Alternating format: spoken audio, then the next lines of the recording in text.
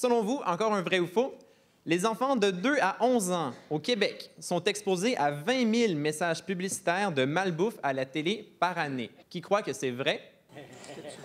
Et qui croit que c'est faux? Malheureusement, c'est faux, c'est 30 000. Et c'est pas de moi, là, c'est une équipe de l'UQAM, c'est Lise Renaud qui étudie les médias et la santé depuis des années, qui demandait à son équipe d'étudiants de regarder la télé, là, toutes les émissions d'enfants pendant 1 an. Ils ont colligé tous les commerciaux, là, et ils sont arrivés avec un rapport comme ça qui est très inquiétant parce que les enfants regardent environ 25 heures de télé par semaine. Les Canadiens, en moyenne, c'est 28 heures. Hein.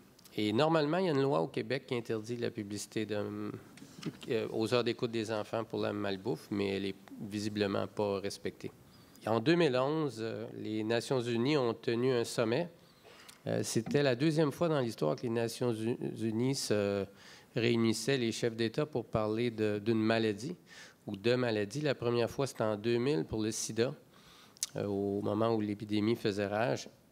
Et en 2011, ils ont décidé de faire un sommet sur les maladies qu'ils appellent non transmissibles ou les maladies chroniques. Parce que c'est pas terminé, les maladies infectieuses, on le voit avec l'Ebola, mais il y a la malaria qui est beaucoup pire, là, qui tue des millions de personnes par année.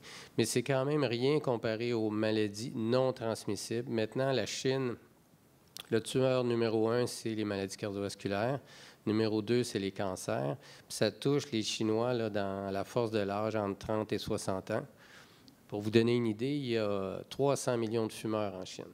Alors, c'est pas pour rien que les compagnies de tabac sont là beaucoup maintenant, parce qu'ici, ça a trop baissé. Alors, ils sont rendus là.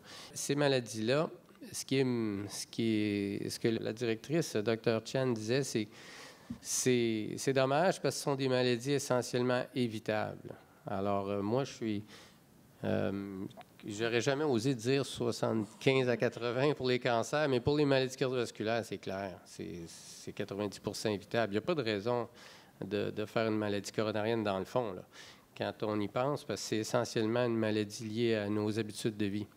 Et quand on dit ça, ça a l'air simple, là, bon, on a juste à changer. Mais sauf que moi, je dis toujours, tout le monde le sait qu'il faut manger, disons, méditerranéen. On pourra en parler éventuellement, c'est quoi, mais bien manger, disons.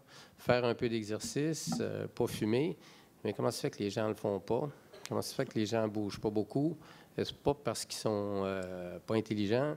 C'est pas parce qu'ils sont mal éduqués. La plupart des gens le savent quand on fait des sondages. Mais il y a plusieurs raisons. Une des raisons, c'est le prix des aliments. Si vous regardez l'indice des prix à la consommation, la malbouffe a baissé. Un trio chez McDo coûte moins cher en dollars absolus maintenant qui a 25 ans, alors que les fruits et légumes sont à peu près 60 plus chers. Alors moi, j'ai des patients qui me disent, ceux qui ont l'honnêteté de me dire, ils disent, écoutez, là, docteur, moi, du brocoli, des poivrons, là, c'est pas achetable. J'en achète quand c'est en vente. Alors, n'importe quel pays qui n'a pas une stratégie pour que les gens puissent manger les bonnes choses, c'est pas normal. Et c'est ça qu'on fait. Les principales interventions qu'on pourrait faire pour prévenir les maladies chroniques ne sont pas du ressort des médecins ni du ministère de la Santé, ils sont du ressort des autres ministères qui s'en foutent complètement. Les gens à qui j'ai parlé en agriculture me disent jamais on va changer de système de subvention, on va perdre nos jobs parce qu'il y a des lobbies. Est-ce qu'on ne pourrait pas faire du zonage autour des écoles pour pas qu'il y ait toujours un McDo à côté de la polyvalente? Impossible et c'est très difficile à faire passer ça. Alors moi, je dis toujours, c'est pas le ministre de la Santé qui va changer quelque chose, c'est le premier ministre. C'est lui qui doit parler au Conseil des ministres et dire on va se donner une politique de santé qui devrait marcher. Puis pour ça, je pense beaucoup que ça passe par la pression populaire. Alors c'est vous, dans le fond, qui élisez les députés. Jusqu'à quel point peut-on améliorer sa santé cardiovasculaire avec le sport?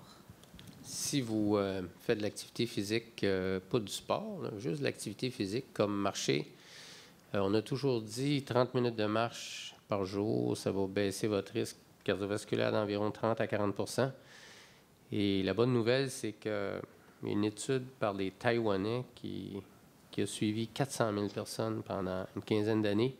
Ils ont été capables de raffiner beaucoup le nombre de minutes Parce qu'on a toujours dit 30 minutes, mais c'était sur des études un peu plus petites. Eux, les Taïwanais, ce qu'ils ont montré, c'est qu'aussi peu que 15 minutes d'exercice modéré baisse non seulement la mortalité cardiovasculaire, mais la mortalité par cancer et la mortalité totale.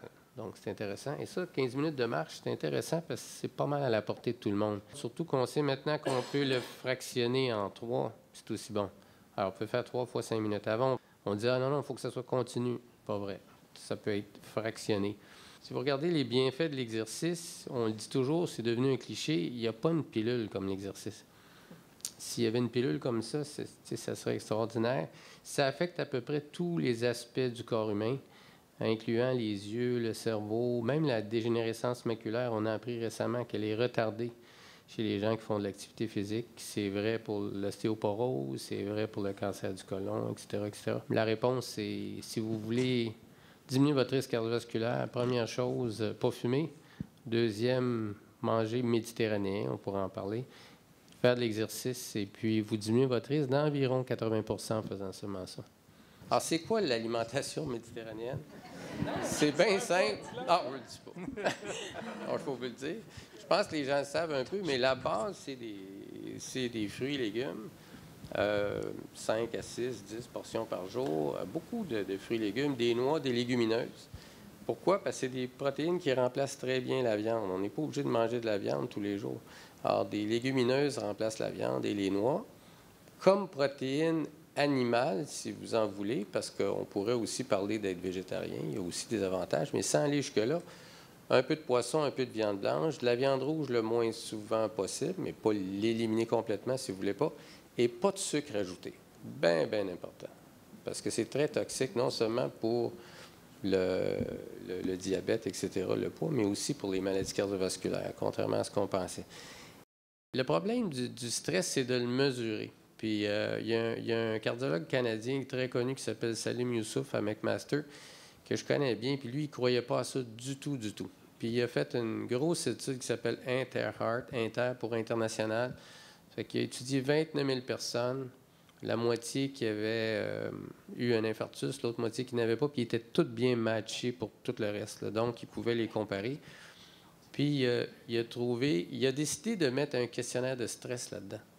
Parce que tout le monde lui en parlait, mais il ne croyait pas du tout, du tout. Puis, il a mis, en fait, 4 questionnaires de stress au travail, dans le couple, etc.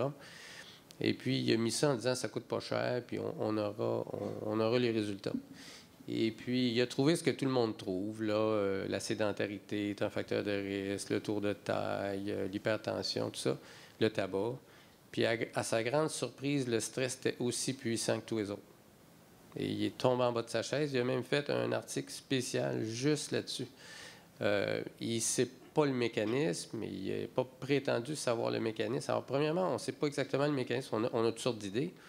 Mais le pire, c'est comment on traite ça. Alors, moi, je peux vous dire, dans ma clientèle, mes patients, leur problème numéro 1, c'est ça. Parce que bien manger, là, ils le savent. Puis, s'ils n'ont pas de problème financier, ils sont capables de manger méditerranéen. Marcher, tout le monde est capable. Mais gérer son stress, là, docteur, qu'est-ce que je peux faire pour ça? Là, c'est compliqué. S'il n'y a pas de recette miracle, il n'y a pas un petit cours, il y a, un livre. Nous autres, on a un programme de gestion de stress. C'est des ateliers de 2h30 pendant 8 semaines, à toutes les semaines, 2h30 par semaine. Fait que c'est un gros investissement. Si on ne change pas nos habitudes de vie, non seulement on va être malade, mais la planète va être malade. La planète ne peut pas soutenir la consommation de viande que nous, on a en Amérique du Nord puis en Europe. Si les Indiens et les Chinois se mettent à manger autant de viande que nous, puis c'est ça qu'ils veulent, parce qu'ils veulent faire comme nous, c'est sûr que la planète saute d'ici 30, 40 ans. C'est évident, ça va être... vous savez que l'élevage représente plus de gaz à effet de serre que le transport. Alors, c'est pas banal, puis c'est l'élevage aujourd'hui, mais si on doit le doubler pour nourrir en viande rouge la Chine, en viande en général, la Chine et l'Inde, c'est sûr que ça ne marchera pas. Alors, c'est un équilibre, c'est comme nous, là. Il faut vraiment, moi je dis, il faut avoir une alimentation plus basée sur les plantes sans devenir végétarien, nécessairement. Mais sinon, on court à notre perte, pas juste nous, là, moi je ne serai plus là, mais peut-être vous autres, puis nos enfants.